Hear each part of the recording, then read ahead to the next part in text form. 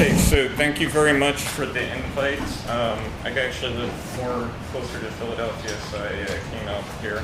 I'll just start off by saying a little bit about Platypus as a project. It's actually related to a famous story from Engels, Friedrich Engels, who was one of Marx's collaborators, kind of the last letter that he wrote. Sort of towards the end of his life, Friedrich Engels, when he was editing Volume 3 of Capital, so this kind of big work of Das Kapital, there was somebody who was writing him, asking him about trying to understand the text, because he was like, well, Marx says this in this book, and then he says this in this other one, and it seems to contradict. And Friedrich Engels relayed a story to him from when Engels was a young man. He's really into different things like natural science and philosophy and things like that. And he was reading a book and he saw a platypus. And he was like, well, platypus, this is bullshit. There's no way that this animal could exist, right? It has like a duck bill, and it has a beaver tail, and I don't know, it kind of acts like a squirrel, and actually now we know it has like electronic, I don't know, kind of some kind of EMT thing like that. And then when he was in London, maybe a year later, a few months later, probably after he had met Marx, they first didn't get along, and then they ended up getting along. He goes to the zoo, and he sees a platypus, and it blows his frickin' mind. And the kind of moral of the story there, that Engels is then relaying to this young guy 50 years later, probably after the fact that it happened, was to be open to things, right? In other words, something that might not make sense from the standpoint of reason, meaning the platypus seemed like it wouldn't make sense from the standpoint of evolution. Why would this silly creature evolve? That you can allow yourself to be challenged. And in a lot of ways, it was a kind of, parable of the dialectic, right? In other words, that the platypus was challenging people to try to think about the necessity of something. And so Platypus is a project, which is an organization that I'm part of, and then I'll talk about Marxism and kind of open up different parts of the syllabus. And also, I know everybody is very attentive today. Feel free to jump in at any second. Question, challenge, say that's total bullshit, I've never heard such a ridiculous thing. Totally fine the entire time. I don't want this to be like a lecture, even though it might look like this when I'm saying in front of the room. But Platypus as a project is dedicated to a kind of reestablishment of an emancipatory politics. And it kind of goes to the question of left and right. Usually today, I know many of you are maybe voting for the first time, right? You see it's like, I guess the Democrats are ostensibly the left, and I guess the Republicans are ostensibly the right. We actually want to kind of challenge what that meant historically and what it means in the present. That maybe, and just to kind of tie it back, maybe the left in the present is like a platypus, right? In other words, it might not actually make sense from the standpoint of people historically in the left. If Marx or Lenin or Rosa Luxemburg or Adam Smith or Kant or Hegel, these people I'm going to talk about in a few seconds, if they were to come back today, they might not recognize what calls itself the left. And, relatedly, the right, obviously, as well. And just a few other things. We do reading groups and coffee breaks and panels on campus. So what I'm going to be doing tonight is like a teach-in, which is also something we do. But it's actually really not the main activity we do. So the main activity we do, and actually this was just published yesterday, is we have a journal called the Platypus Review. We're not going to complicate it. And that's really about hosting public fora, hosting panels from people across the left. So if you look in the most recent issue of the Platypus Review, there was a panel on Israel and Palestine. There was Norman Finkelstein, Dan Lazar, somebody from SJP, another person from DSA. And again, to this question of the platypus, actually, how do all these people claim to be part of the left, maybe completely disagree with each other? And yet, how does that all have potentially a relationship to this deep history of the left? Of which today I'm going to talk about what is Marxism for, and hopefully stir the pot this question of what the hell is it for, right? Meaning, kind of, what is really the point of this? So again, I have remarks. Jump in at any time, please. When I jog in my neighborhood, there are deer that just stare at me when I jog by them, so don't do the same to me. Please jump in and add your comments and everything like that. So to begin, so what is Marxism for? The usual answer is that it is scientific socialism, quote unquote. and that it will give the proletariat, this other term, the science for revolution. But which science? Marxism, Marxism-Leninism, Marxism-Leninism, Maoism, Freudian Marxism, Western Marxism, Eastern Marxism, all these different things. What is Marxism? What is it for? To answer this, we really need to go back to why Marx and Engels ever became who they were in the first place. Like, why do we even have this term? The story of Marxism does not really begin with a first principle. That's kind of the big canard, right? That it's about materialism, or its modes of production, or maybe if you've taken a political science course, the history of history is the history of class struggle, this kind of thing. But rather, Marxism begins with an ongoing story, in fact, an ongoing crisis. Marx and Engels are neither anti-Enlightenment, nor do they simply build on the Enlightenment in a progressive sense. Rather, as Louis Menand described them, this is someone we read in our reading group, they are philosophes of the Second Enlightenment.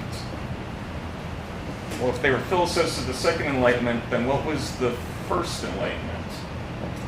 The First Enlightenment, the image that's usually given is of some European man who's wearing like a powdered wig, and he has stockings, and he's pontificating about liberalism and rationalism, science and individuality. Even more confusingly, because this image is usually called bourgeois, and we'll get to that term in a second, and one knows, isn't Marx against the bourgeoisie? Then the kind of received intuition of this is that Marx must be opposed to this, must be opposed to those, powdered wig stocking wearers in Europe. Even if he seems to kind of genuflect now and then, like it's like, okay, I guess Hegel's the good one, he's fine, he's in Prussia, they're not really wearing stockings, they're wearing giant boots or things like that. But this would confuse two things, and maybe this is the first thing I actually want to call out.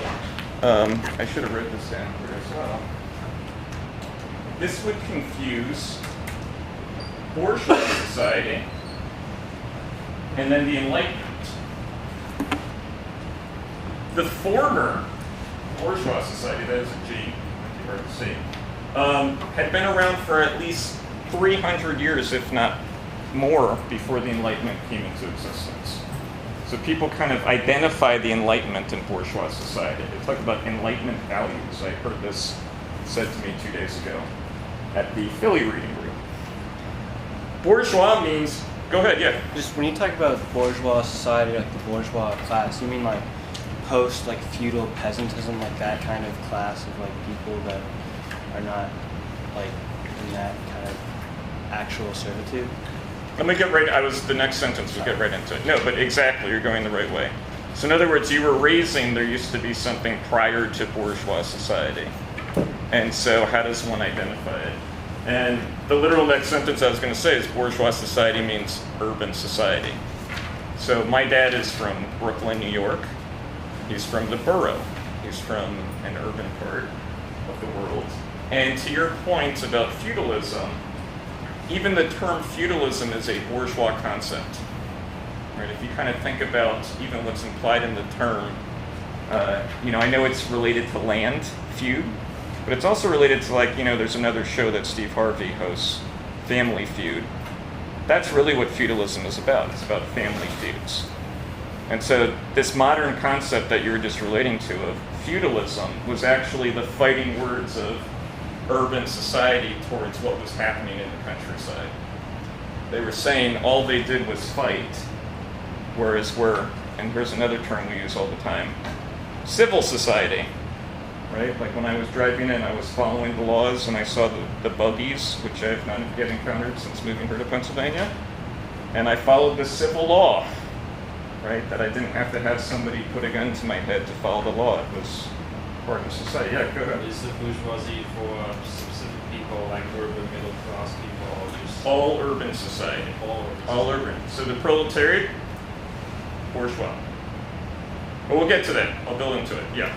But these are all good questions. In other words, exactly touching on the word, today people say, I'm a communist, I'm against the bourgeoisie. And so that's why I exactly jumped on the term at the beginning, to be like, how did we get here? That this kind of account of modern society has become one of the class of people, as you were just saying, versus, other people. So bourgeois society means urban society, and actually just to put a point on what you were just saying, a class. Bourgeois society meant all those who work. So usually today when people talk about communists and communism, they say, oh, the bourgeoisie don't work. They just take our profit, our surplus. And bourgeois society was the society of the third estate. All those who work. So there's actually something that goes into the fact that all of a sudden in the 19th century, people start saying the bourgeoisie against the people, to quote a friend of Marx, August Blanqui. It's actually a misrecognition of society. It's a disintegration of society. Let me build into this. These are all great questions. So, that might seem to explain all societies, those who work, after all. We were cast out of Eden, and so it's the kind of mark that we have, that we, ate from the tree of knowledge, that therefore we have to work. This is our, punishment. But in fact, in the longue durée, work did not always count as what Marx and Engels call labor, or what Adam Smith called labor. So let me get to this point. So I'll give a kind of standard account of how bourgeois society thought of itself. So about 10,000 years ago, a funny little animal decided to lay down a stake in the land and settle. It had grown tired of hunting for food and running away from danger. Instead of reacting to what nature brought her way, this emerging species, so this was a revolution, we call it the Neolithic Revolution today, began to imitate the seasons of nature. It started to plant agriculture and raise animals, so you're already imitating the life and death cycle and even the seasons. This truly was a revolution. After mimicking nature, all the way down to the lightning that made fire, right? In other words, you're mimicking the elements, and even rotting fruit, meaning we make alcohol. Not that you guys should know about that, but maybe some of you can. I don't know what I'm allowed to say. They also mimic those around them. Families, as we know, really didn't exist. Like we kind of have the nuclear family, which is the kind of common family in our head. That didn't exist for quite some time. But rather one identified with some kind of mythical ancestor. Usually a feathery creature that you would see kind of floating. You would say, yeah, if you went back many generations, we all come from that kind of bird that's floating around. It's like a, kind of ancient, at one time they decided to walk on land instead of flying. Meeting the basic necessities of food allowed a community to defend itself from the past that was still floating around. So a caste of warriors then grew atop this new social power. So if today there's like a fashionable diet, it's called like the paleo diet, right? That's like, maybe some of you know Jared Diamond. He's like, the biggest mistake we ever did in human history is that we had agriculture. So there's a little bit of this romanticism of this idea that like we became weaker because we stopped being awesome cavemen who could fight a saber-toothed tiger, and we became like domesticated animals. So on what basis would that ever happen, that people would settle down in that way? Because it was a stronger society. So while some people farmed and worked, the other people became badass warriors that could chop your head off. So society as a whole was stronger. But it had also transformed people in a certain way. So meeting the caste of warriors grew atop the new social power, the basic precarity of the situation was such that communities only were to the degree that they could continue to exist. In this case, that meant the support of those who justified the existence of the word. So that's like the words. The lower orders were little distinguished from that of a natural state. It therefore followed that what was good and true, if you look at the etymology of the words, true and good, like literally look at the etymology, was that which persisted, that which ruled, that which is, to even put it at a very prima philosophia question. Some of you are philosophy majors. To conquer was but the affirmation of the truth of the community. So invading somebody else and conquering them was not bad. I think probably everybody in this room, I hope, would think that is a bad thing. You shouldn't attack other people. most of human history, that was not the case. Yes, you should respect people in your own community. Yes, the people you conquer you should respect. But there was a divine order of things. There was a nature.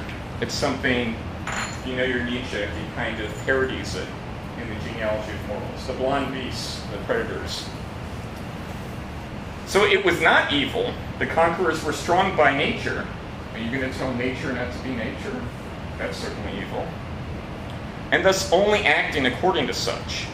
The concentration of social power on certain families, those that ruled, made them go beyond mere mortal beings. They became deified. They became godheads.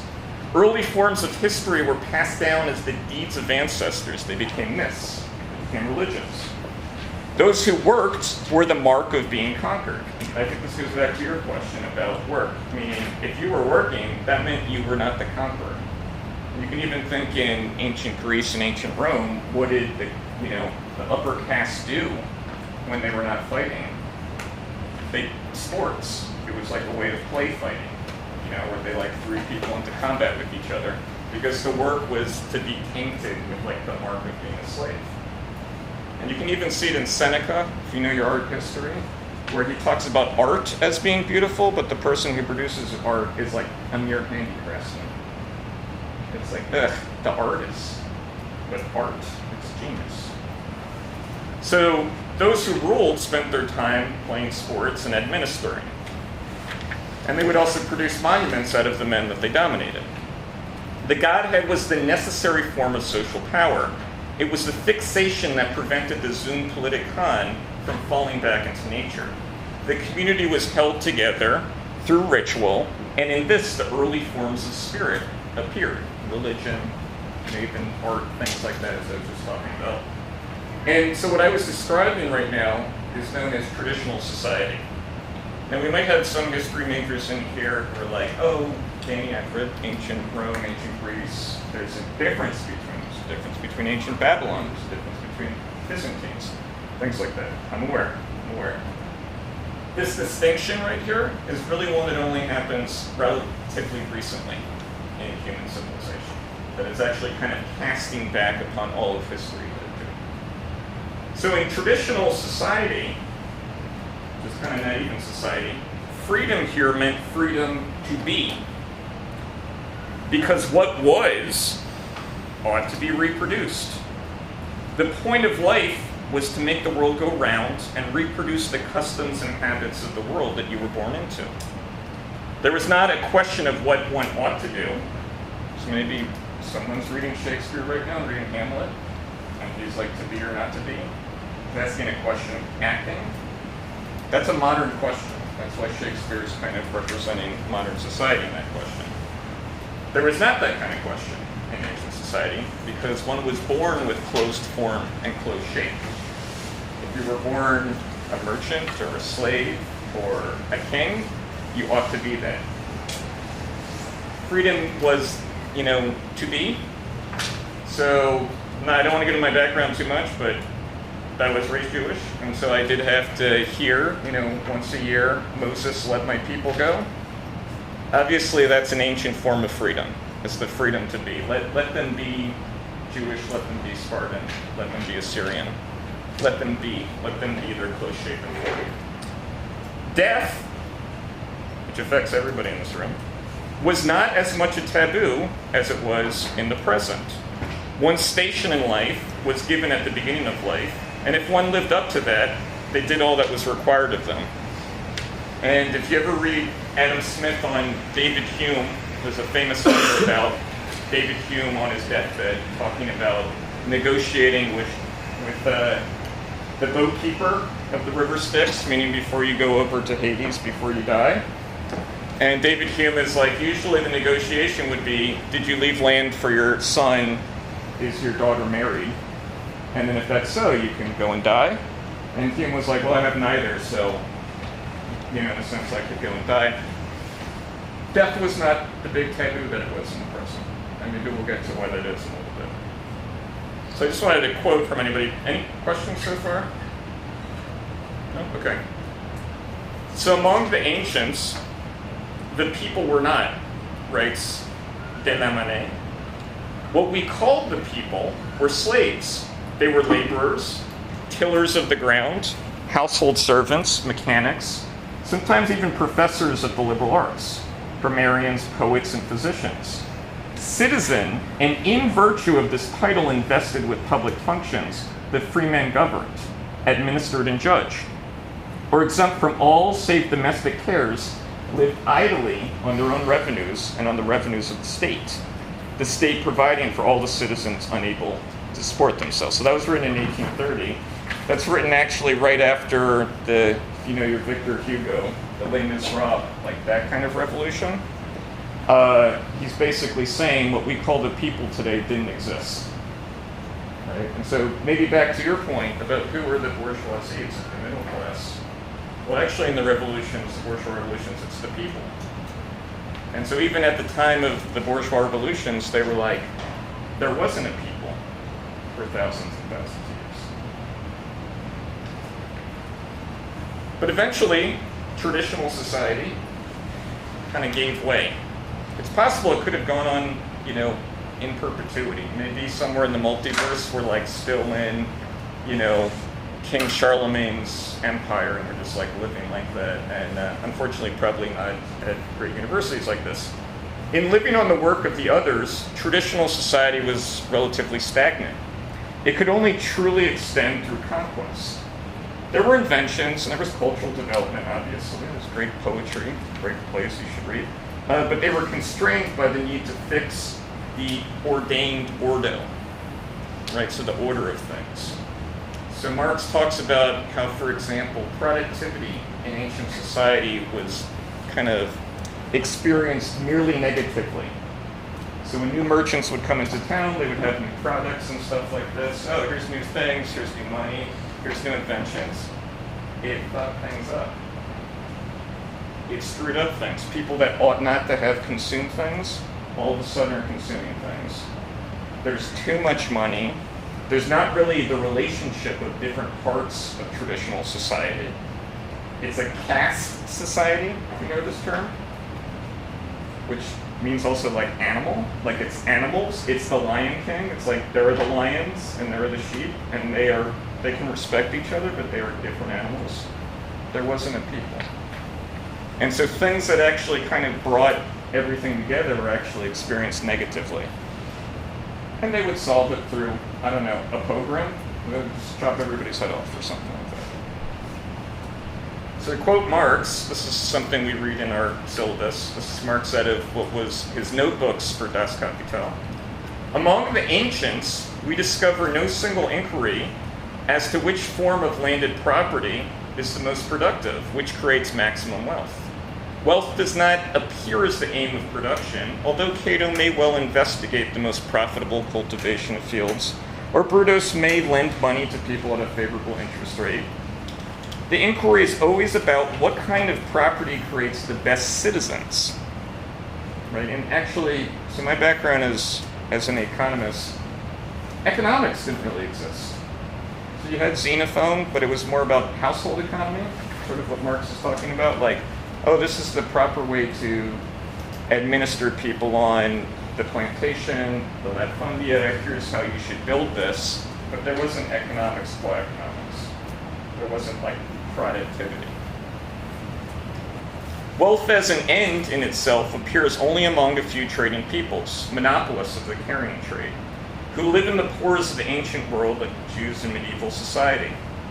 Wealth is, on the one hand, a thing, realized in things, in material products, as against man as a subject. On the other hand, in its capacity as value, and now he's talking about something modern, it is the mere right to command other people's labor. That's almost a direct quote from Adam Smith. Not for the purpose of dominion, but of private enjoyment, etc. In all its forms, it appears in the form of objects, whether of things or of the relationship by means of things, which lie outside of it, and as it were accidentally beside the individual. When we look backwards, we can see the reasons to the emergence of modern society, and in a lot of ways it's almost impossible not to. It's why, there's all these shows like in Rome, or even Game of Thrones. It's like you watch Game of Thrones, And they're all bourgeois subjects. They all have individuality, they have psychology, they have all these things that they could never have. Not that I know Game of Thrones is a fictional thing, but they in a sense couldn't have those kinds of things in ancient society. They have like modern problems. The stability of society created the ground for dynamicism. Myth was but an early form of history. You're seeing the seasons reproduce. Oh, actually it's two people fighting. Oh, you're getting a sense of the calendar, or you're hearing about things that used to exist. An empire built on conquest and slavery eventually ran into contradiction. Rome collapses. Over time, the declension of ancient societies, the kings were kind of compelled to grant power to local lords. So kind of with the barbarian invasions, they had to grant power. You can keep the land if you fight it off as long as you're under my dominion. And you get the differentiation that goes into what you mentioned, which is feudalism, which wasn't known as feudalism at the time. And it's a modern category. They weren't like, we're living in feudalism. Yeah. Do you have a question? Okay. Around sometime after the 10th century, there started to be a peculiar phenomenon. The monasteries that had preserved the artisanship that had been considered profane in the ancient world became trading outposts. Right? So they were, preserving Christianity. They also preserved the documents. It's also the kind of birth of the university. It was to teach people how to read Latin so that they could read the ancient documents, regarding Christianity. It's kind of the birth of these very institutions today. Obviously, they did other things as well. This is where scholasticism comes from. The Islamic trade, so really the medieval Islamic world this is the kind of golden age at the time, had preserved the documents of antiquity, of Aristotle, for example, to be rediscovered in the future, really kind of later. In the cities, a new society was developing based not on primogeniture, so that's inheritance, or conquest, but rather labor. So just to kind of open that up a little bit, I have a sister who's older than me, and when we were kids, we would kind of exchange chores, right? Like, okay, I'll mow the lawn if you clean up the dishes like 2 days a week or something like that. So what we were basically doing is we were calculating according to our labor, we were trading, and we were relying on kind of home skills, right? Cleaning, maybe basic things like how to construct something. Bourgeois society, urban society, became populated by runaway slaves and serfs. There's actually a phrase in German. Don't ask me to pronounce it in German, because I didn't take German, also my accent's terrible. But it basically means city air makes you free. Which really was just a pat, meaning by the time the phrase was made, it had already been going on for several centuries. If you were a serf and you ran away to the cities, basically people in the cities, the burghers, the bourgeoisie, would say, we'll protect you if you work with us. Okay, so what did the slaves who ran away from the countryside have? They had their skills. They had their labor. They didn't have property. Are you serious? No, property meant you had conquered. The saying in England, if you were to ask somebody, why do you have this land, they would go, which meant God. And if you really push them on it, they would say, oh, because my great-great-great-great-great-great uncle came over with the Normans, with William the Bastard. Like, we conquered you, give me the tribute or I'll chop your head off. Might makes right. So what's growing up in the cities is all of a sudden an entirely new kind of property, completely out of necessity. It's not like somebody came in and they're like, I got a cool new idea for society. It's, I have nothing but the labor on my back. I know how to make food. I know how to make a chair. I know home economics. I know Xenophone. And people started to trade. And they created a kind of form of a caste, a guild, the carpenters, for example. And they would pass down, as they put it, the mysteries of their trade, their skills. You had to be inducted into the guild to become a carpenter, right? Whereas today, you can go to carpentry school. Today, you guys are at college, you're exploring things. You're coming to a frickin' Marxist teaching on a Monday night. You're exploring all sorts of things like that. And that's kind of more part of liberal society that you can go out and get a degree after this. But jobs used to be very select, like a mafia. Like the only way you could leave the carpentry guild is with your toes pointed to the sky, if you know what I mean. Right? They went to war, things like that. And so in this kind of development, with this entirely new creation, this, by the way, is what is known as bourgeois property, bourgeois rights, the right of labor. To quote my friend John Locke, if you go up to a tree and pull an apple off, if I couldn't make that my property, I wouldn't be able to eat. I would starve to death. Right? Meaning bourgeois right is reading itself into the very soul of people. It's in our Constitution. It's the inalienable rights of man. You can't even alienate your right to labor, even if you wanted to. We'll come back to the implication of that a little bit.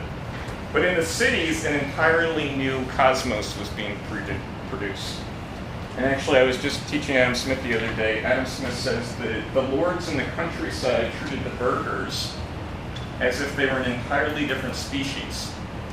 They hated them, as he says, because, oh, they're runaway slaves. That's wrong, that's evil. But two, they couldn't understand them. Like, what the hell are you, they live by their labor and they trade? It's like weird. It's a weird thing. It's totally natural to us today. It's like, what do you mean you have to get a job? You didn't go and get a job for most of human civilization. And because of this revolution, there was also a change. You go ahead. Sorry, so people came, the serfs came and moved to the city and became, so the bourgeois are the people already living in the city. They are not working. They are working. Okay. Yeah.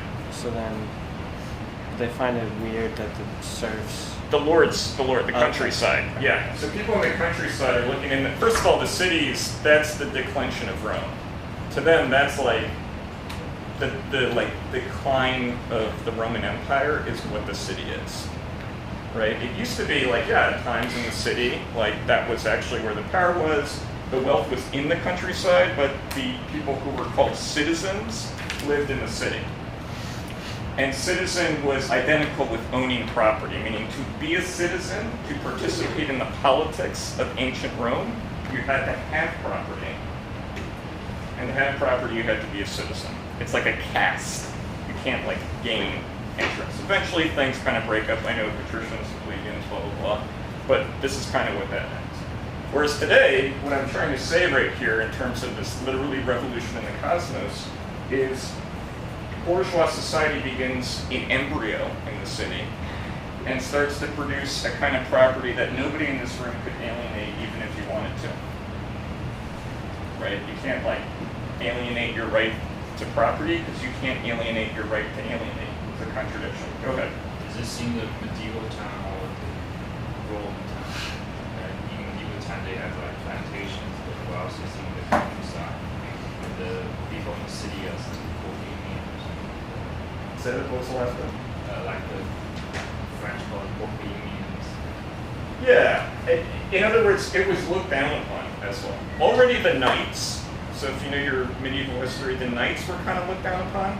Like they had their own, like chivalry was kind of like a, not a parody, but kind of like, it wasn't the ethics of the priests. It was like their own kind of thing. It was nice, but it's like more about valor, and it's not divine.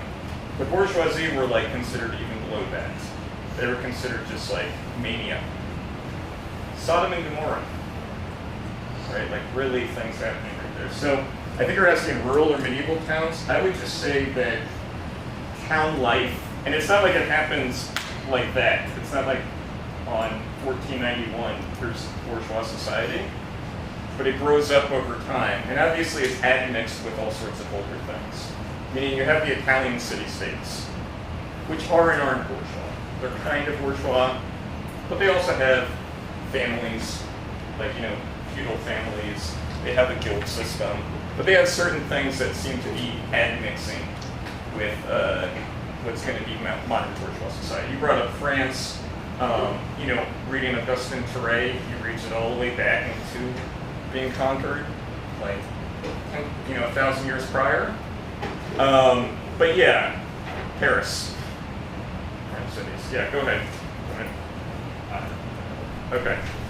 So, because of this revolution, things actually changed. And so a lot of things that we take for granted actually came into existence for the first time.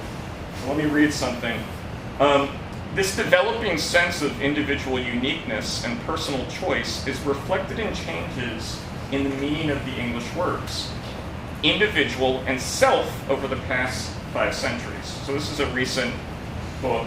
So they're talking about from, say, 1500 onwards.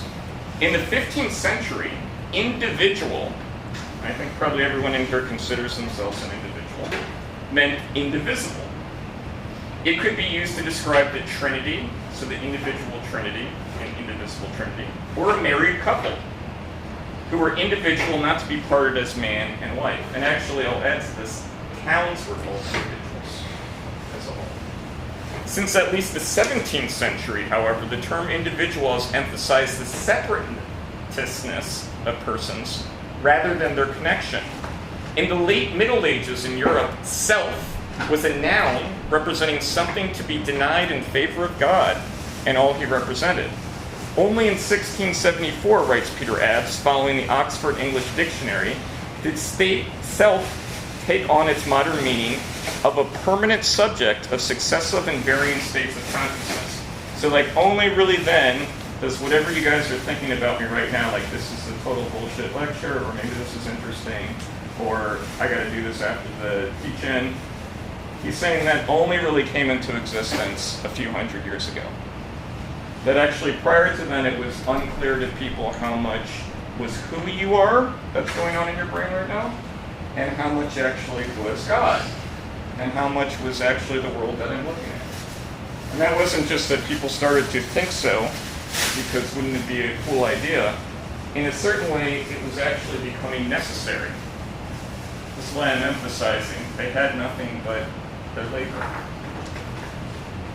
With this, the center of meaning was no longer situated in the wider sphere in God, society, or nature, but came to rest more completely within the narrow boundaries of the individual himself.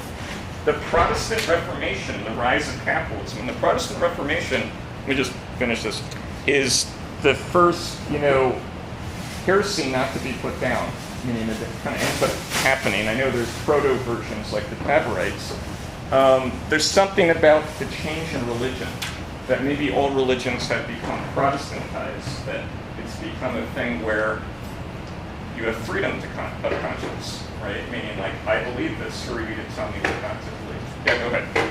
So, just to, going back to what you said before this about, the state of mind people, in 14th century traditional society, you said that, how often did people not understand that, the difference between, their thoughts and their personhood versus, what God was telling them?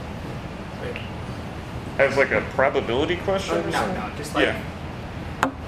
I mean, certainly it's one of these things of, in a lot of ways, so it's kind of two ways I can think about this. One is, you can think of Nietzsche's history of art, if you're familiar with that, where it's been one of these things of whenever individuality had taken place, it had usually been in the disintegration of an epoch. So when it would come out, it would seem to be the degree to which people are it wasn't just that they're oh, these are my thoughts and these are not God's, but it's actually, I don't fit into the world anymore. And usually that's kind of capturing a kind of social breakdown as it is. And so the reason I bring that up is because it wouldn't simply be thought of as, oh, these are my thoughts, not God's, but there would have been a much more major problem that would have been pressing, in a sense. I mean, in a lot of ways, if you read your Plato, if you read your Aristotle, when they talk about these pure categories, being, they talk about God, they kind of talk about it like it's this thing, right? It's like a Platonic form. In that time, people couldn't distinguish between what they were thinking, what was there. What mattered would have maybe not necessarily been what they thought, to the degree that it's not in congruity with what is good and what is true. right? So you can think about this kind of birth of individuality is also bound up with this idea that individuals can know the truth, which is already there in the Protestant Reformation, right? In other words, you do not need to rely on the divine guidance of the upper estate. So I keep saying the bourgeois estate is the third estate, the first estate were the priests. And so to kind of open up this question of being able to know the truth at an individual level, that would allow people to identify their own thoughts more directly. Like, obviously, I can't go into the psychology of, like, Socrates and be like, okay, Socrates, what do you think right now? But it's more a question of when did it matter that an individual would need to recognize themselves as such. I don't know if that helps. Kind of, yeah. Yeah, it's when a kind of classic thing, it's there in Hegel, I'll come to your question in a second, it's there in Marx, is always a question about necessity. So were there people who thought individual thoughts prior to this? Fucking of course there was, right? But when did it matter to be like, this is an individual thought, right? So it has to do with necessity, right? And again, what's happening in bourgeois society is you're not being cast into a position. I'm going to come to your question, I'm just finishing this off. If you think of the lords in the countryside in the medieval ages, they couldn't just give away their land if they wanted. You can do that today. You can sell it for whatever price you want. You can give it away for free. You can say, I'm having a land giveaway thing, come to my house, whatever. Okay? You couldn't do that because actually you were the subject of your family dynasty. Right? In a sense, you were actually owned by the land. That you were owned by the crest in that case. And so the reason then that I bring that up coming back to this is that what's happening in the cities is you're becoming responsible for yourself as your own property. And so the impressing necessity of thinking your own thoughts and having these kind of things and actually being able to express your own freedom. Remember, Aristotle can't tell if this, you can respect the slave, it's part of nature, but they're not a free man. Right? So you have to think about when people can recognize each other's freedom, and part of recognizing yourself is actually through others. I mean, this is not even a philosophical thing. It's literally all of your parents say to me, you know, it's like part of the process of coming to recognize yourself and things like that. There's this, you know, whole neuroscientific and psychological thing behind it, but it's also one of these things of your individuality is bound up with seeing yourself as part of the species, as a human being, or as part of a group.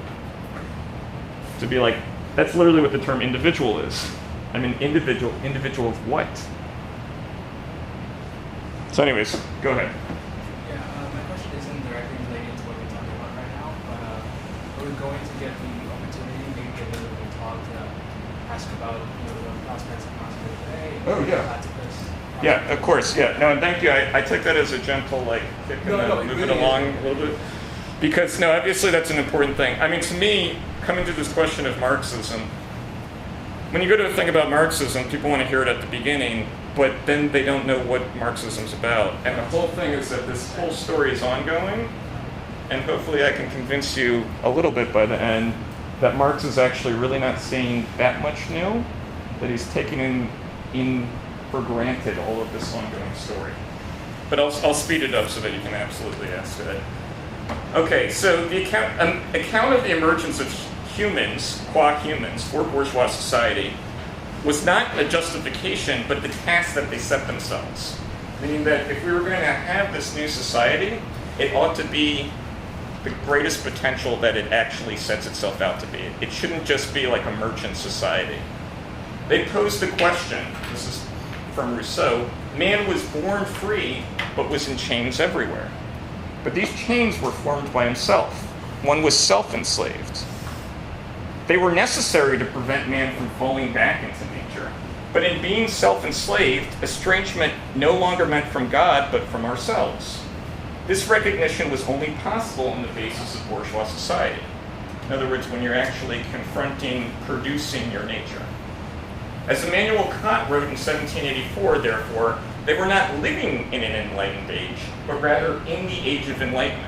So what the Enlightenment is, more than 200 years after this has been happening, of just people running away, yeah, we'll cover you if you trade with us and work with us. And totally nobody's thinking I'm having a cosmological change. They're just, I'm running away from my Lord. 200 to 300 years later, people are like, holy shit, this entire thing just opened up the whole question of human existence. That's what the Enlightenment is. So there's a difference between the Enlightenment and bourgeois society. So for Kant, it was man's self-emancipation from his self-incurred tutelage. And for Kant, literally he's saying, I can only have these ideas as a member of bourgeois society. It's actually necessitating me to even have these questions. So if you know about your Kant, he has the famous 3 critiques, right? That Kant is saying, there's not been philosophy until me. He's making such a bold claim. Because all philosophy merely posited, oh, the world's made out of water, the world's made out of fire, no, it's form or something. And it never asks what made philosophy possible. And so this kind of question is only being posed in bourgeois society, in urban society. The whole question of what is a human was posed in a manner that had never been done before. Perhaps it was the first time. Bourgeois society was already a crisis of civilization, meaning we're still living with that crisis. It hasn't been completed. And this is the kind of crisis that Marx is taking on, that itself is coming into contradiction with itself. All right, so we're getting to Marx. I know you guys are like, okay, I just dealt with this bullshit with Marx. To be radical, as Marx reminds us, is to grasp the root. And the root of modern society is man. Compare it to, the end of the world is God. Right, that would have been a medieval word. No, man. Right? Everything human is not alien to me. This view does not originate with Marx, but was rather inherited from the Enlightenment's bourgeois radicals. Their response to the crisis of humanity was to ask, how do humans come into being? And what does it mean that we're asking the question? Why are we asking, what does it mean to be a human? In this sense, there are not Enlightenment values. People talk about that today. Oh, that's your Enlightenment values. No, they're not Enlightenment values. There's not even Enlightenment rationality. But there was an enlightenment of the society that had come into being. Hence, Adam Smith could say a revolution of the greatest importance to the public happiness was in this manner brought about by 2 different orders of people who had not the least intention to serve the public. To gratify the most childish vanity, Adam Smith was the sole motive of the great proprietors. The merchants and artificers, much less ridiculous, acted merely from a view to their own interest, and in pursuit of their own peddler principle of turning the penny wherever penny was to be got. Neither of them had knowledge or foresight that great revolution which the folly of the one and the industry of the other was gradually bringing about. Meaning, if you're familiar with your Hegel, there's a famous thing about consciousness working behind the back, the world spirit, this kind of thing. That's Adam Smith already. Right? Hegel was 6 years old when he wrote that. He's saying, oh, this entire revolution happened because people didn't care about anything but El Dorado and money. And it's just like totally vanity. And in the process, they produce potentially a potential for freedom unlike anything hitherto. Okay, so how would that work out? In practice, in an exchange, 2 parties respect each other as property owners. For the exchange to happen, the consent of both parties is required. Anything else is theft. And so everything you've bought in this room, whether or not you want to admit it, you implicitly recognize the property of somebody else, and they recognized your property. Political economy, for Adam Smith, became the conscious recognition of this potential. Political economy was the politicization of the economy. It drew on the inner telos, the purpose, that society had developed from the interdependence of trade. From then on, the organization of life gained new purchase. Man's inalienable rights, which is in the Constitution, became the first right of property. This is what I was talking about earlier. So, political economy politicized the economy, which used to just be done by a bunch of merchants and caste people, and said this could be the basis for human rights. So if you go to any country on earth today, you might not be able to vote in that country, but certainly if somebody steals from you or attacks you, that's a crime. Doesn't matter what country I'm on in earth. That's bourgeois society. That's that distinction. That's the revolution. That's what we actually take for granted. It's like so obvious that for me to say anything else, you guys are just like, shut up, right? Like, why would you even say such a thing? Because we're all formed by it. Exchange was no longer accidental, but rather gained necessity. It became a form of social cooperation, a manifestation of the will of not just those involved, but society at large, meaning all of society has an interest in every exchange that's happening as part of the cultivation of the possibility of freedom. Prior to bourgeois society, trade was associated with a class of people. Now it became the very essence of people, their creativity, their purpose, their freedom. And it's shown through in this very profane act. Right? Trade used to be looked down upon as like you're just money changing. And now it's becoming the basis of the emancipation of all of humanity. So returning to Marx, thus the ancient conception in which man appears in however narrowly national, religious, or political definition as the aim of production seems very much more exalted than the modern world, in which production is the aim of man and wealth is the aim of production. In fact, however, when the narrow bourgeois form has been peeled away, so don't think about trade, don't think about profit, don't think about money, what is the point of all of this?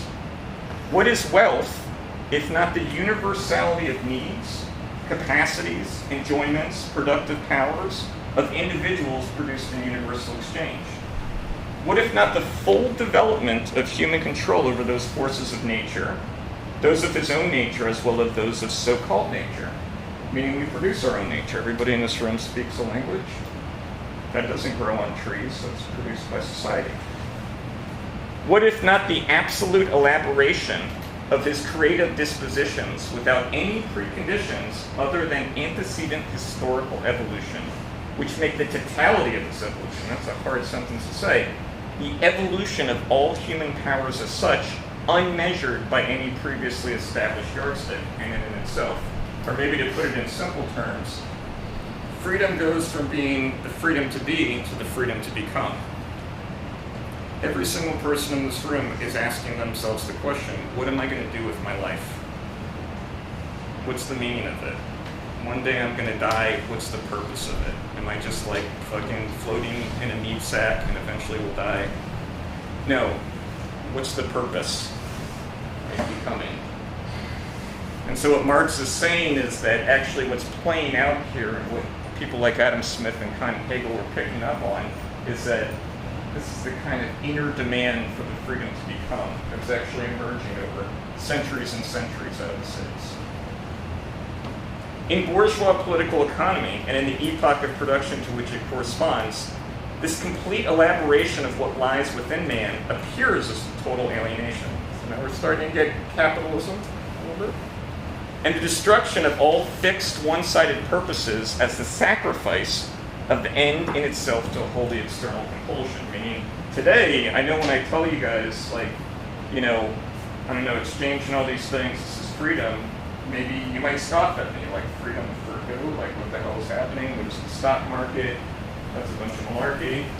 It looks like wholly external compulsion to go to Marx. Yeah, do you have a question? Okay. Hence, in one way, the childlike world of the ancients appears to be superior. We have a kind of romantic, you know, reading of it. I was just in Milwaukee and I was talking to somebody, he's like, oh, I've been reading the Stoics, right? It's so they seem to know what to do with their life, right? We're reading Aristotle, reading Seneca. And this is so insofar as we seek close shake. We have a romantic urge in capitalism to be like, wouldn't it be nice to go back to that? Because at least they have a meaning. The ancients provide a narrow satisfaction, whereas the modern world leaves us unsatisfied, or where it appears to be satisfied with itself, vulgar and mean. So at the time with the bourgeois revolution, art itself also experienced, obviously, a renaissance in a world where day-to-day life was not organic or immediate, but rather involved one constantly considering their activity through society. So in chapter 1 of Wealth of Nations of Adam Smith, here's a great image where he just looks at your shirt and he just unfolds society out of your shirt. Because he says, well, to buy that shirt, even from the most common day laborer, it involves the dyers and people who get the cotton and the sailors and the people who craft the shirt and the people who bring the shirt and the people who design the shirt. the entire cooperation of society you could just read out of your shirt.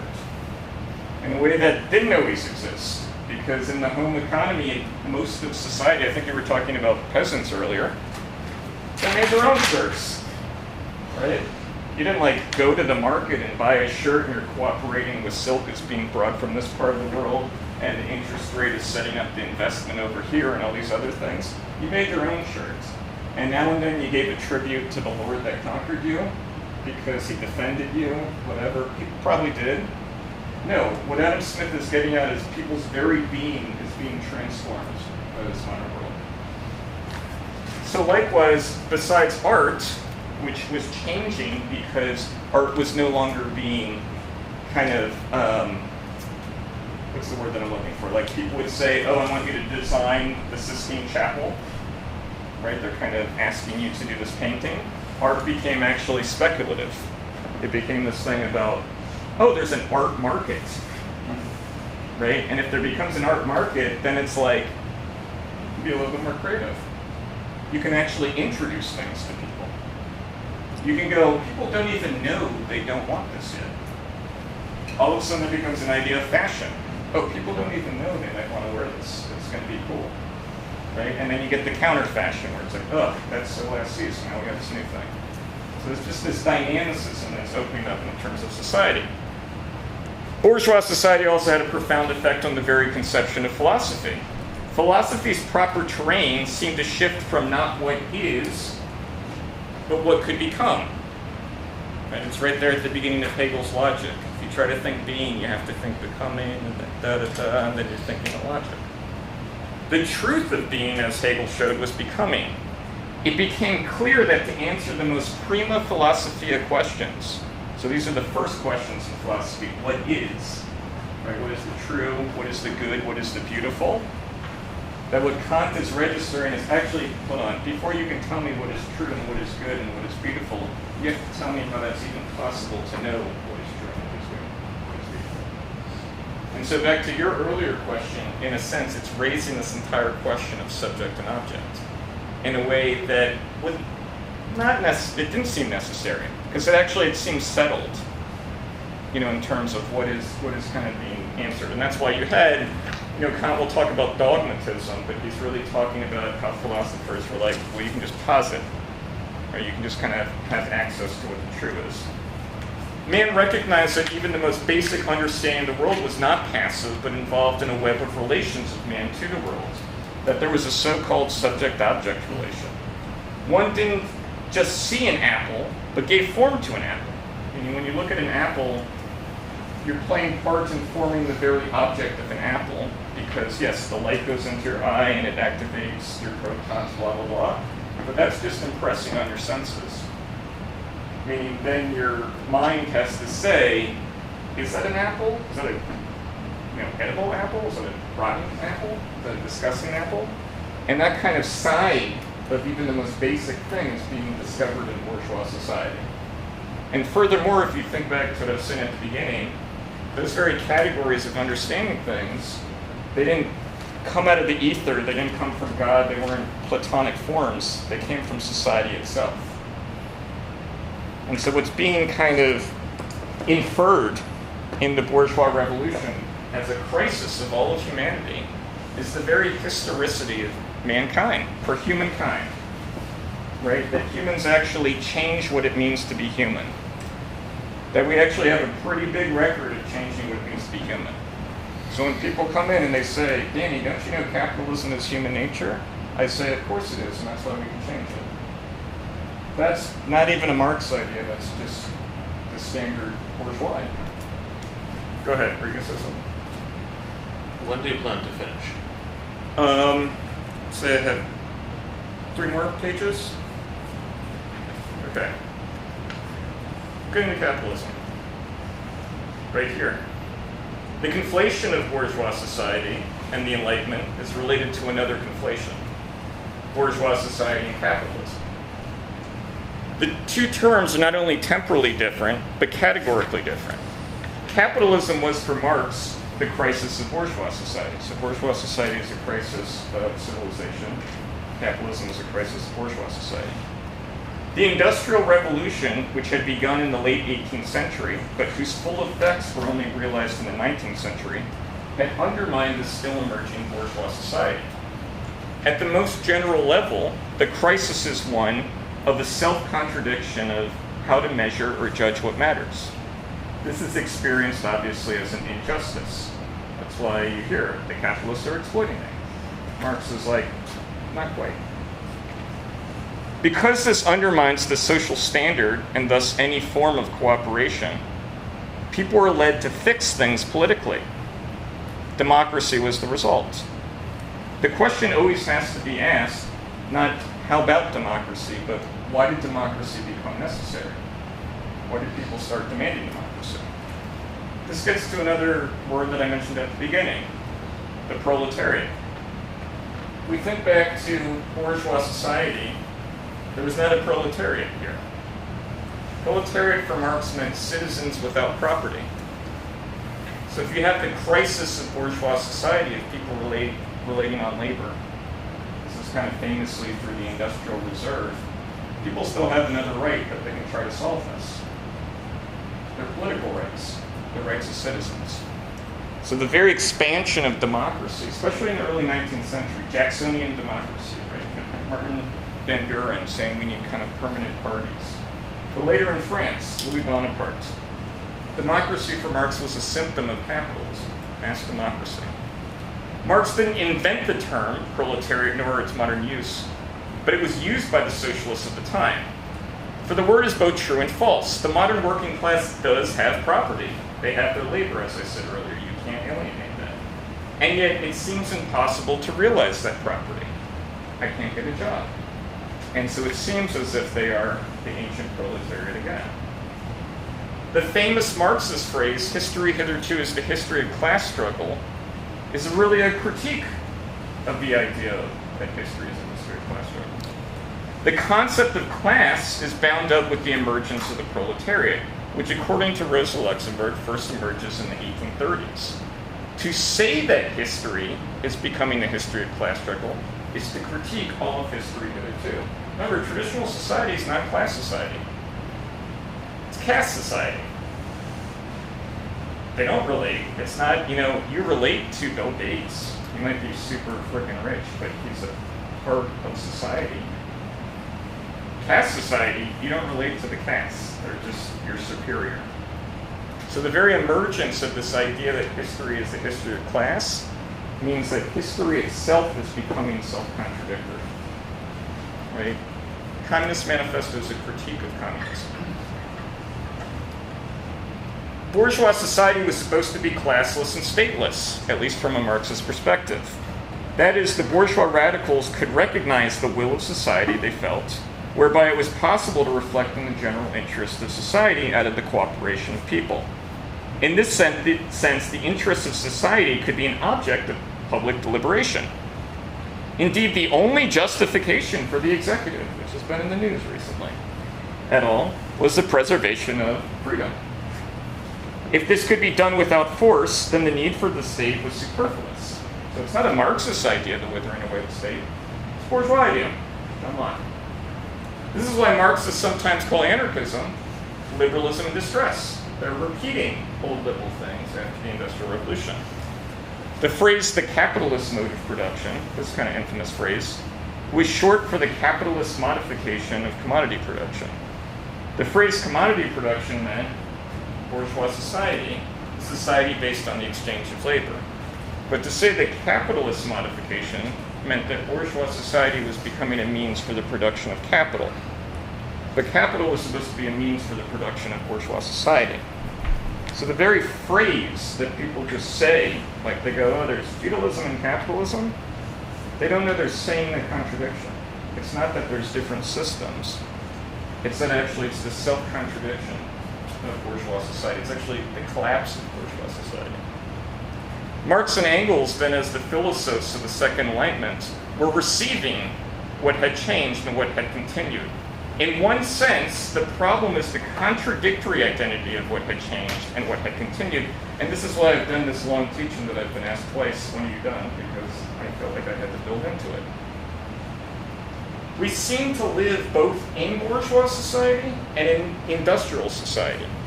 Thus, as Marx puts it, and also W.E.B. Du Bois put it like this, the 19th century seemed to repeat the 16th century. It seems like we're constantly replaying out the revolt of the Third Estate.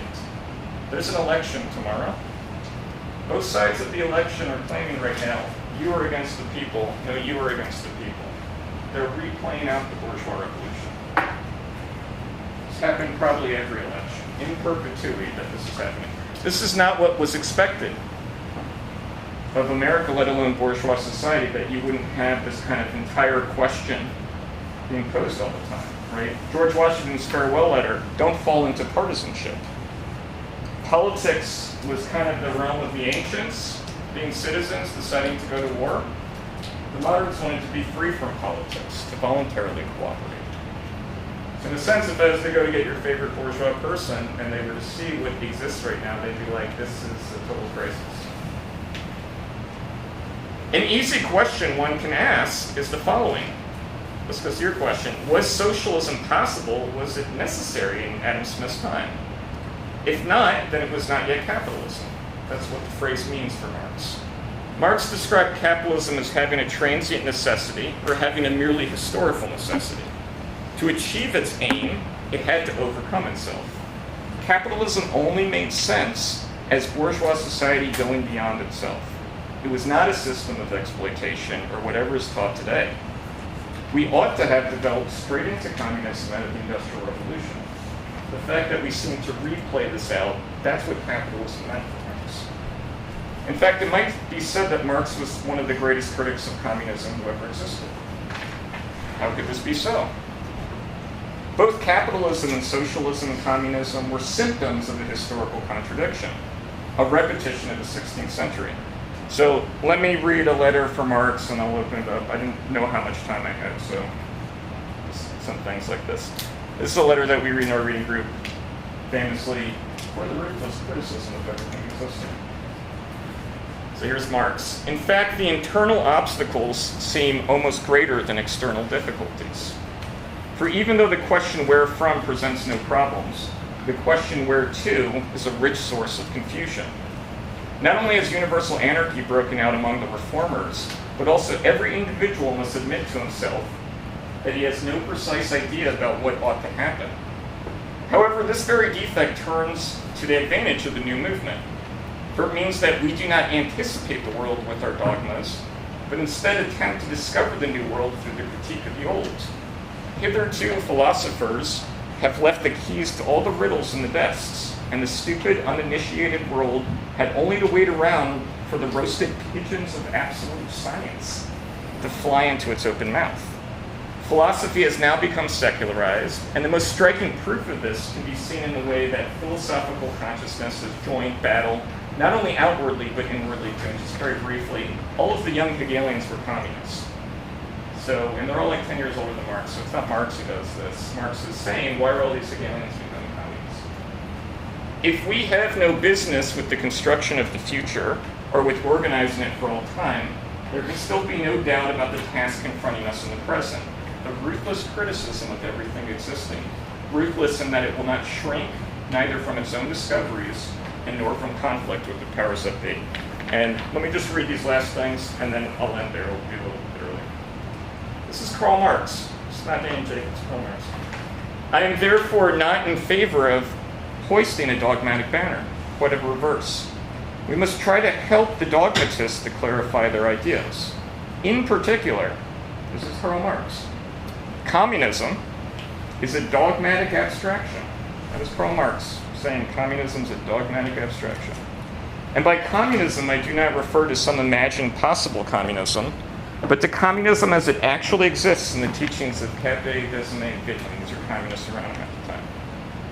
The communism is itself only a particular manifestation of the humanistic principle and is infected by its opposite, private property. So here's Karl Marx saying communism is infected by its opposite. The communists are claiming to want to abolish private property. And as we will read in the 1844 manuscripts, he's saying that's actually perfecting capitalism. Because for Marx, capitalism destroys private property. The problem is not private property for for Marx, it destroys private property. And so communism for Marx is reflecting actually capitalism. So now that Marx comes along and goes like, I'm a communist, yes. You know those posters that the RCA have up? Are you a communist? And it's Karl Marx. So Karl Marx doesn't ask that. Karl Marx is asking, what is the meaning of communism? Why does this exist? That's why I was saying earlier, why didn't Adam Smith talk about it?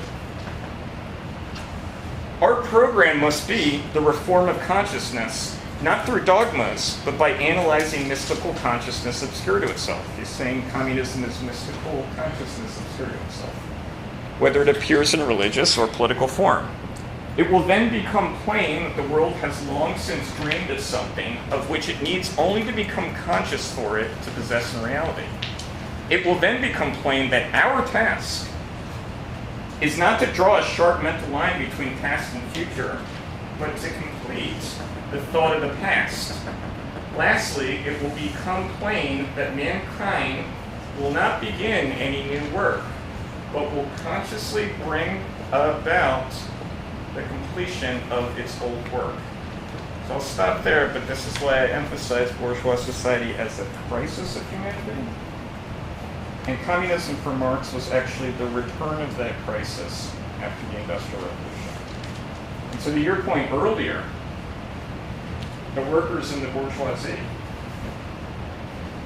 for Marx, that's actually reflecting the disintegration of bourgeois society. It's falling into class society. It seems as if the general will of society is cast between seemingly two different wills. That's really what's meant by class struggle. It's not economic struggle. It's really at the level of, if you know your John Locke, the executive prerogative. This is what the Supreme Court ruling was just about, by the way. Right? In other words, the original covenant, to quote Rousseau, the founding, something that's prior to law, who counts as the people? Marx is saying, to talk about the people today, it seems as if there are two people. So it's not the money owners and the workers, it's really the past and the future, as they put it in the Communist Manifesto. Modern society seems to be caught between the past and the future. So let me stop there. I know, I don't know how much time I had, I always feel like I have to lead into it. But it seemed like we had a lot of questions. Yeah, go ahead. Yeah, just to say that I really do appreciate your the history of it, and I guess some people were uncomfortable because they weren't sure what the exact timeline for the event is. And yeah, but I'm willing to stay for like another 40 minutes even. So you had asked a question about Marxism today, and so I might have missed when you came in, but this is this kind of thing about Platypus. And it goes more into the question about the history of Marxism over the 20th century. So obviously, Marx doesn't live to see an attempt at world revolution. He thinks he's living through one in 1848. And at his death, basically, there are parties that are founded, right, sort of based on Marxism. And those parties grow up. They come to organize capitalism, in fact, on the basis of Marxism. And the crisis of Marxism sort of consummates in World War I. So if you know your history about World War I, the Marxists vote for it. Right? Meaning if you think of the two major wars in the 20th century, you actually cannot separate the very development of Marxism from that. And of course, it's one of these things about the crisis of Marxism has actually determined how we even think about Marxism today. And so that's why, I was trying to cast how I was doing this kind of teaching by jumping on words like bourgeoisie and stuff. Because, of course, what happens in the 20th century, especially with the Cold War, is it's like, oh, that's bourgeois and we're proletarian. And so then the whole contradiction becomes not a contradiction anymore. It becomes a flat opposition. So part of Platypus is really just kind of all bets are off regarding Marxism. Right? In other words, all bets are off meaning kind of accept everything. I can accept that Marxism led to the greatest horrors of the 20th century. After everything I just said, I can totally accept it. I'm not capitulating to the bourgeoisie or whatever, stuff like that. And yet it's also one of these questions of, are we still tasked with that today? Meaning, I'll come to your question in a second. even if Marx was wrong, we would still be tasked by bourgeois society. Now, I think the mere fact that people continue to be interested in Marx means there's something there, right? Like, yeah, Kant, cool. Hegel, cool. Adam Smith, cool. But something seems missing. Or when people talk about Kant or Hegel or Adam Smith, and I've interviewed some people on this, they kind of turn them into Marx. So like, I interviewed this guy who wrote a book called Red Kant, where he's like, oh, Kant was a secret communist. Because we can't help but try to make sense of this history as if it's like somehow bound up with this question of Marxism. I mean, every protest that's happening right now, end oppression, end wars, end imperialism, it all comes out of Marxism. And so it's kind of a question for me of where does that come from? And when people become interested in Marx today, you're not becoming interested in a vacuum, you're actually receiving a kind of Marxism, receiving a kind of history. So that's the kind of question I keep open. You had a question and then we'll come back to, yeah. So can you reiterate what the solution to this would be? To the solution to what? Like you were saying, how communism, capitalism aren't working, kind of, I think. What was Marx's solution to that? So Marx's idea to this was, in a sense, that capitalism was a kind of unconscious socialism, right? The kind of famous phrase is, communism's the real movement of history. And I think people take that as like a rah-rah thing, like a yeah, hell yeah. But actually it's more like, no, capitalism is the continuing process of the socialization of society and disintegration. What Marx thought is that he could give an immanent, so from within, dialectical, a self-reflexive critique of the socialist movement. Meaning the entire point of everything Marx wrote was trying to get the proletariat to recognize how it was actually driving capitalism. And actually, because I said the word earlier, imperialism, the entire point of Lenin's pamphlet is about how the proletarian socialist movement is driving imperialism. In other words, the workers organizing for communism actually brought the war about. And in order to make good on this, they would have to actually recognize how and why that was the case, and become conscious in practice and so. What Marx basically thought communism was doing was it was setting up the contradiction to be tractable and practical, and that would actually open up the question of how to overcome the problem. It was kind of perfecting capitalism, but rather than being perfected like a runaway train, you were kind of consciously carrying it out. So all of the, people do this, it's like the 10 planks of communism. Like I see this on libertarian websites, oh, we already have communism, the 10 planks or something. No, Marx's point is not that this solves things, it's actually that it's perfecting capitalism and creating the problem such that we can actually adjudicate it. You can think of capitalism like a traffic jam. You can't really say, oh, it's this person's fault. So then the question is, how can we overcome this kind of anarchy of things? And so he thought communism was actually, I'll come to your question, is actually producing the very social subject that would be allowed to reflect on it. And that wouldn't just be like a thing. It would be parties, it would be civil society organizations, it would be through unions, churches, through schools. It would be the self-organization of society. It's actually a very bourgeois thing. It's a little hard to try to summarize in a second, but it's really about being self-conscious about what is happening. Yeah, go ahead. So, what exactly is the problem? From what I gathered, it's that possibly the bourgeois society, the wealth is being used not to propagate the bourgeois society, but the bourgeois society is being used to create wealth, or I guess new lords, kind of larger. The problem is the very measure of what counts. So I said what value. Time itself has become self-contradictory. So maybe another way to put it, I'll just keep stabbing at ways of trying to explain it. After the Industrial Revolution, it's as if there are two times. There's the time of the laborer. So this is Adam Smith, the butcher and the baker, the division of labor. They're exchanging labor. You're comparing your time. And then there seems to be the time of machines. right? And these times kind of actually come into contradiction, not as two external things crashing, but actually the time of machines is facilitated by private property, by labor. And it's actually undercutting the ability of that labor to realize itself. And that's why you get phenomena like idle workers and idle machines. And idle money. That would be like inflation. So stagflation. You have unemployment. Like, in other words, for Adam Smith, the division of labor was a kind of permanent object by which people could constantly reflect and extend the division of labor. Because you could always take, this product and say, okay, there's like plastic, and there's the formula in it, and there's the design, and we can always break this down into entire sectors of the world, meaning studying plastics and everything that goes into plastics, all the logistical chains, all of the studies, all the scientists, all the manufacturers, all the engineers, and you could always subdivide, and everybody could always find a place, right? This is his point about specialization as it's being allowed in society. For Marx, what happens is that the workers in the Industrial Revolution politicize their cooperation as laborers, and in doing so, they actually give an object that can be objectified against them, machinery.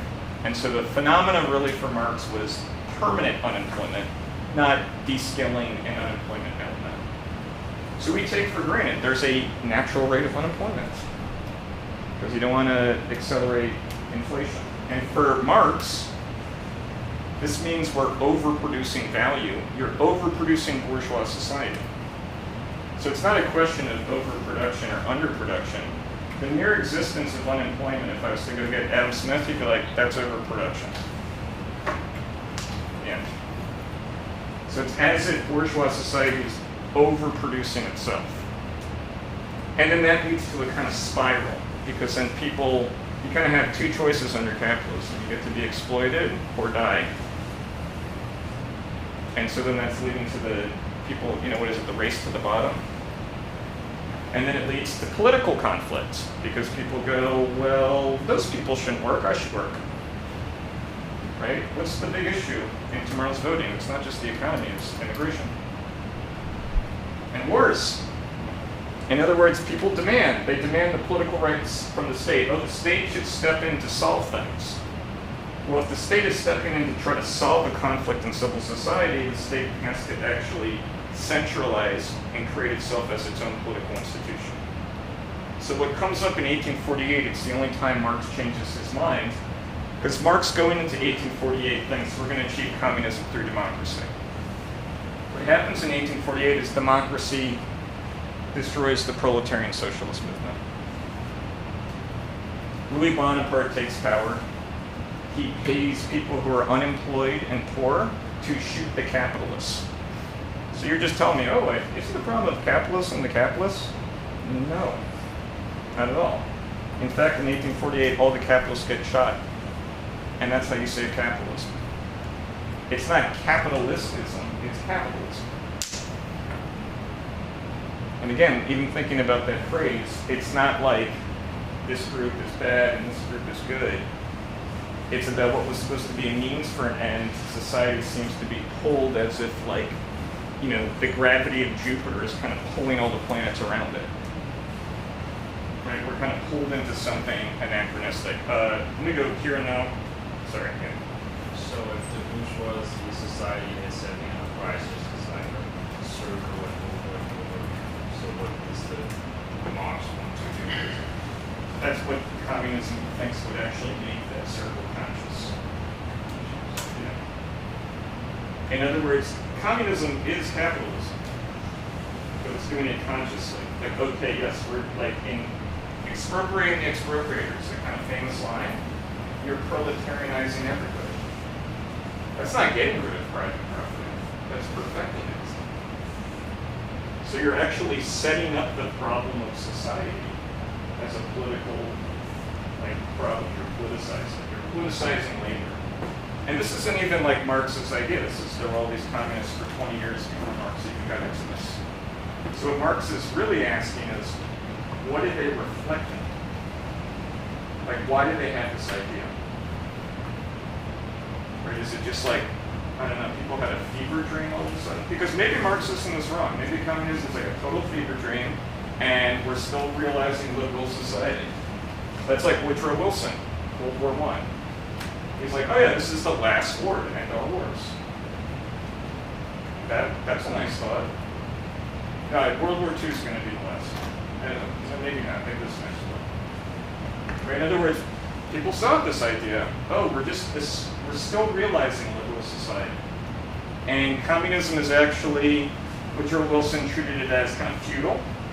It's like pre-modern, and it looks like that, obviously. Like, of course, people go, oh, it's like collectivism, and they want to turn society into Spartan society. Don't they know we live in modern society? People have civil rights. So again, Marxism is like, to your point, Marxism is a very sui generis form of politics. And to me, if it was just like total delusional fever dream, it would have just died in the 19th century and we'd be talking about something else today.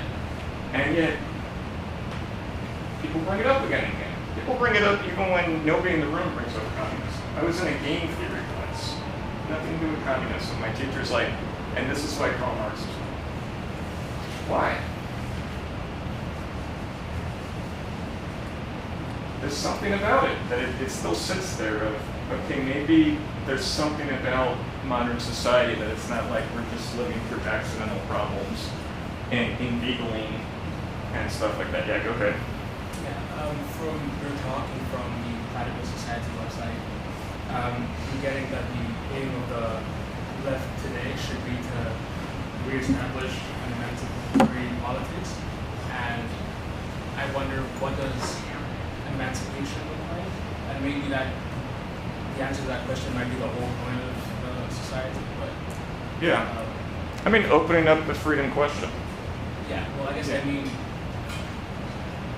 what are the goals right now, and the methods of like striving for that? So, in terms of the project, which is not fully sufficient in itself, meaning the project is at the ideological level, right? Meaning actually there's a dearth of just organization, right? In a lot of ways, the problems that people have with two major political parties today is they seem to just be like completely detached from people. So that's been a lot of different things. So that's an organizational project.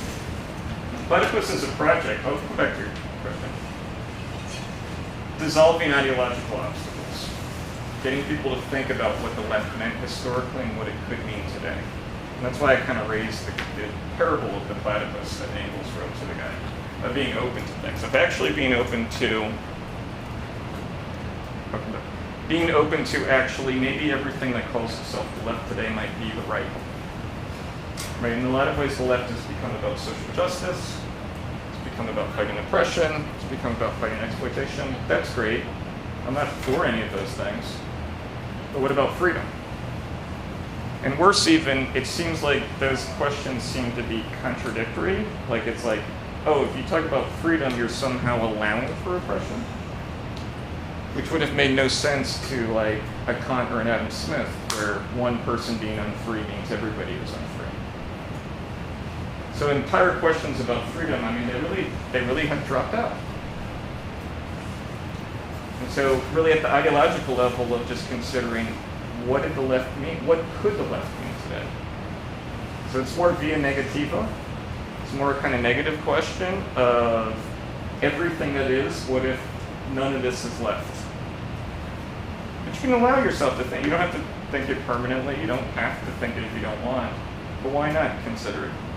Why not consider maybe everything that's Marxist, everything that's communist, all of this, maybe actually this is a form of adaptation, and this is right wing. That's what right wing means. Is the goal to come to like some sort of consensus and move on from there? I would say the goal would be to allow people to think politically. That's my immediate goal. And so it doesn't have to be everybody in Platypus is like, this is what we do. And actually a lot of people in Platypus do other things as well. Like there are people who are involved and there's a campaign for the Socialist Party. There's like people doing other things. So I feel like I can live a part of my life in Platypus and be like, this is what I'm doing here. But really keeping the question of what could the left be, right? It's the all bets are off. It's the admit everything, but concede nothing, right? I mean, I even admit that maybe Marxism is wrong. I mean, maybe somebody came to the talk tonight being like, I'm going to totally show this full up by Marx says this and that, you're full, it's stupid. Marx could be wrong. It keeps coming back. But you have to deal with Marxism whether or not you like it. Let me hear a question, and then to you, and then you had a question first, and then to you, and then to you. So this isn't, like, I don't want to be this, like a confrontational way. No. I'm still kind of confused on how, like, communism is a form of capitalism, because, like, to me, they always were like communism was like sort of the antithesis to like the power swapped version of capitalism, where the production is carried out by like the proletariat, like instead of by like a third party, like the capitalist class. I guess I'm confused by what the question is. I'm just like asking you to like re-clarify like how is communism, and I'm not trying to make this I just like re-clarify. No, it's why, I mean, the simple way that I put it is that's why it's capitalism and not capitalistism, right? Meaning, obviously, the capitalists are not the cause of the problem, right? I think Marx calls them corollaries at one time, right? Meaning, like, they're only a capitalist because there is this thing, capital, that they can personify. They give it like I actually wrote a silly article about this on the show Shark Tank, where I was like, oh, here's all these people who think they're like really like free. Like they all are like up there and they're like, I'm really free. And of course they're all subject to capitalism. Of course they are. And by the way, even like, usually this is apparently what's good about capitalism is that they're not in control. So in terms of the question about how is communism capitalism, what it means is that what people are demanding against society, and you actually use a specific term, you said antithesis, and not to be snarky, I'm not being snarky, but of course if something's an antithesis, it's constituted by its opposite. And so precisely in opposing private property, Marx in the manuscripts is like, wait, but actually it's perfecting private property. Because right now we have a lot of different firms, but if you were to expropriate the expropriators, right, the program, right, common property, you're actually removing property from everybody. You're actually perfecting what was called private property. It goes to Marx's critique of Proudhon. Proudhon was an anarchist who has a famous slogan in What is Property? Property is theft.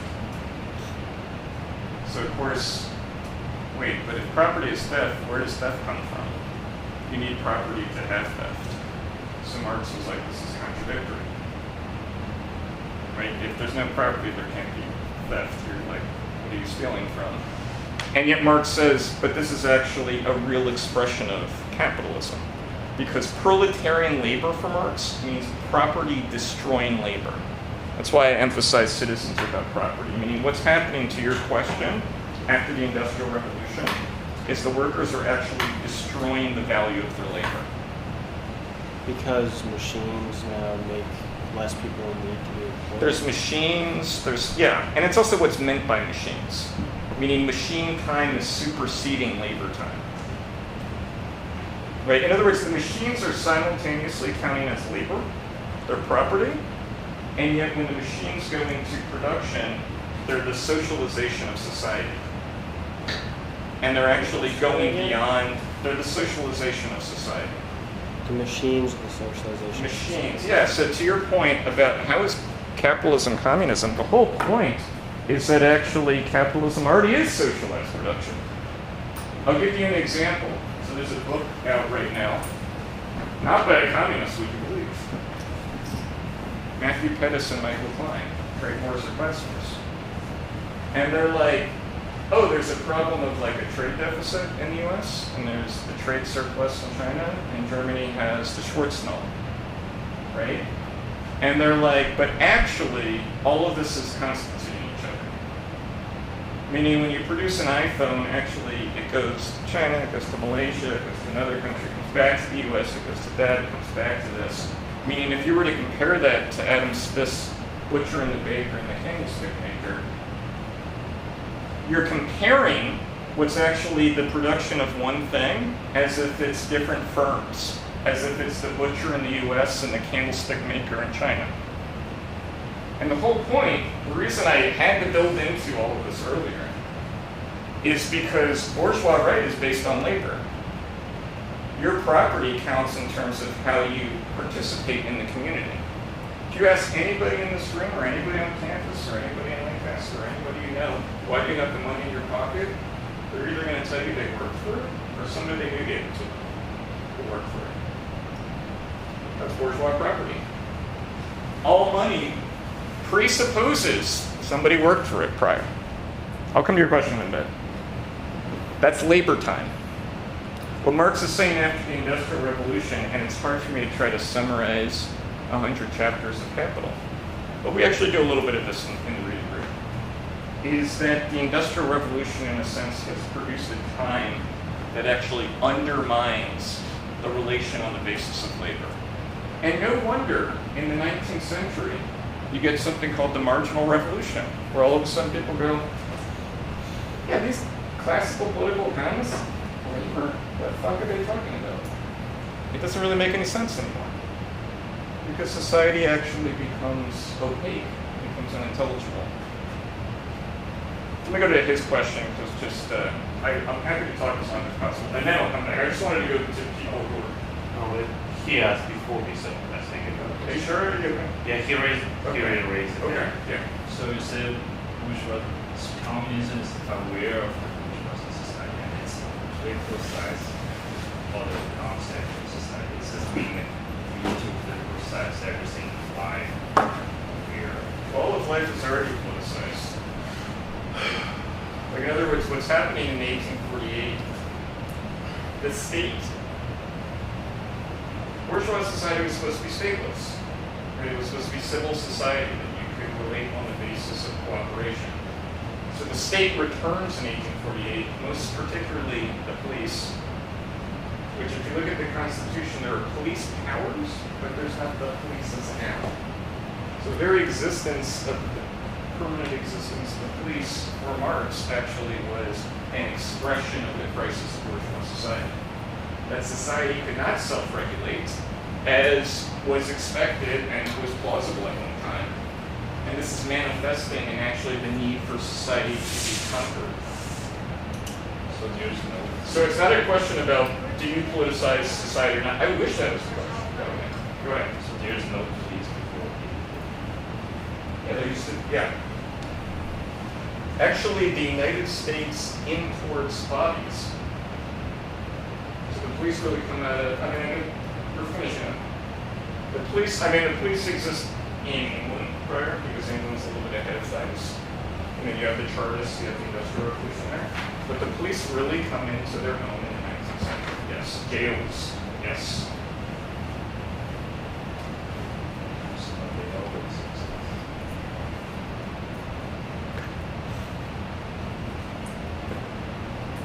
Yeah. No, actually, right before I get to his question, have you ever watched the John Adams TV miniseries? At the beginning, there's a shooting, there's the Boston Massacre, and John Adams is they're like, oh, people go to your posts. This is what I mean by police powers. I mean, you would get a posse, and so members of the community would be deputized, that's where the term comes from, to act in the interest of society. So the whole point is, how do you get the permanent bureaucracy?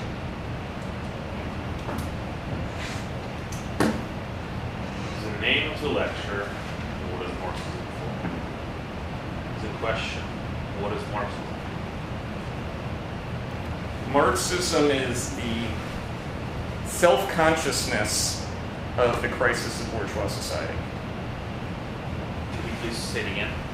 To me, Marxism is the self-consciousness of the crisis of bourgeois society.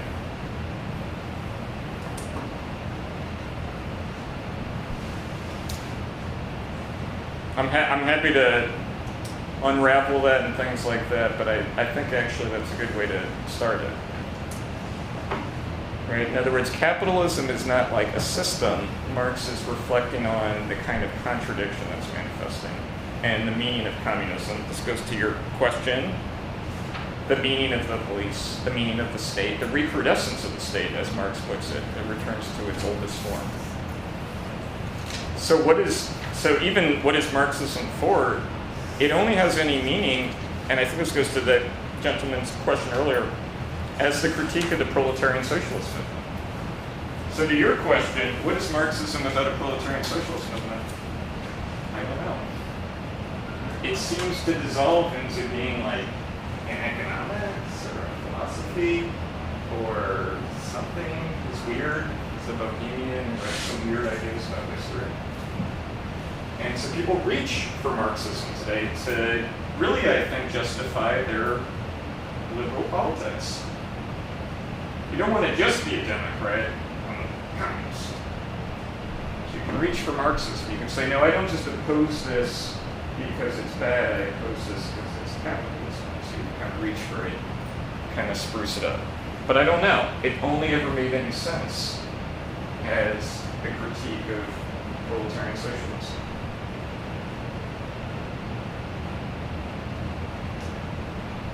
But yeah. I personally like to think of Marxism as like a sort of lens through which I can see the world, and without it, everything's weird and confusing, and there's lots of contradiction with it. It's not that everything immediately makes sense, but I can kind of like see why things are weird in the way that they are, and then from there, I guess you can try to come up with a solution. And maybe loosely related to that, I'm wondering whether, and this might be a question maybe for you as a person who not for Platypus, but should leftists today or Marxists try to participate within the confines and the structure of the state, and that could be running for office and elections and whatever. Like, is that even like a worthy goal? And I don't know if that. So there are a few questions there. So one, I would just say that when you run for office, you're not really running for the state. The state is the unelected bureaucracy, right? Now you might have power over like the elections of that and stuff. And of course, historically, parties that had Marxism at the front ran people for election. That's a technical question, so it's hard for me to answer in the abstract. There's nothing wrong with it in the sense that, for example, the Bolsheviks used to have, especially younger members, in the Duma, in their Congress, would give speeches out the window, as they would put it, and they would use the opportunity to propagandize and agitate. So, in itself, there's no problem with that. I think the problem that has kind of struck the left for quite a few generations is that they have tailed the Democrats, really at least since the 30s. Meaning they treated the Democrats as the progressive bourgeoisie. This is why I always jump on this term, because they turned it into something else. And then they go, well, we're to the left of them. And you can see how that even affects how people think of left and right, because they go, well, I guess the Democrats are to the left of the Republicans. And yet they might be just different forms of right. So, more generally, you're asking, should people participate in things? Absolutely. And of course, Platypus is not here to say you shouldn't do something. The question is more, what are you doing? And why? What is the self-understanding? Right? Meaning, there are protests right now against wars that are happening. Okay. Do you have to be a Marxist to do that? No, of course not. And yet, why do people feel like they have to? Right? It actually goes to something about like what's unclear about the problem of capitalism. It's like, oh, to be a communist is to be opposed to imperialism. But imperialism is a crime in bourgeois society. This is why I mentioned earlier, conquering was good in the past. Now it's not. You're not supposed to conquer. It's bad. You shouldn't attack people. I hope everybody's parents told you that. Right? Okay, so it's one of these things of why does somebody have to be, why do they feel like they have to be that? I think some of it is that they're trying to distinguish themselves from being rad libs and Democrats. And they're like, no, I'm not AOC, I'm a communist or something. and also people reach for, oh, what's happening is like Lenin's imperialism. So it's more a question about why do people hold on to the memory of Marxism. And to your point, you're asking, well, what is Marxism? You should ask all the Marxists know this. Like, what is it? In other words, they have to say it's all these other things. It's a worldview, it's a philosophy, it's economics. And it's like, but Marxism would have never existed if there wasn't the proletarian socialist movement. Marx would have been like a Hegelian, just chilling. Because you see, Yeah.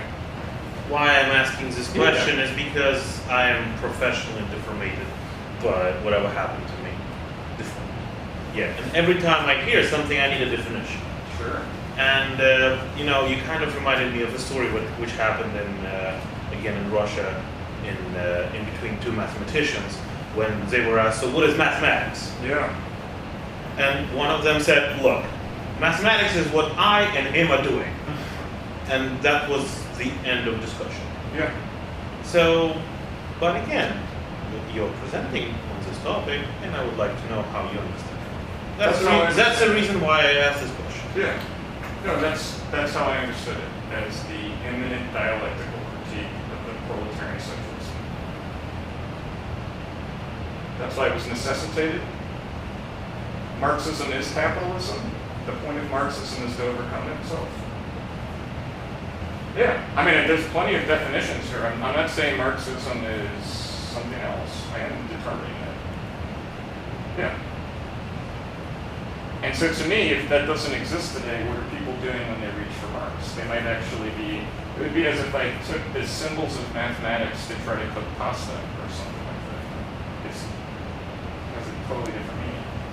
It might be the same words, but it means something different. Just to follow your analogy, I don't know how well that worked, but yeah. Other questions? Okay, so we have like a reading group and stuff like that. Maybe a lot of your questions, it's hard for me to try to be, an encyclopedia or something like that. Yeah, did you have a question? Yeah, don't think of this as giving you the answer, but think of it as this is sparking thinking. Right. And that is the answer, is to make you think more. Hopefully this is what it is about. And so, yeah, there's a QR code if you're interested in more things like that, and to keep on thinking. Yeah. Right. That's the answer. So you probably walk away from this right now like really confused, and that's a good thing. We want to build on that confusion. That confusion is, I think of it as a crisis that needs to be articulated. Yep. And so I'll leave you with that. Yeah, great. Thank you very much for the invitation.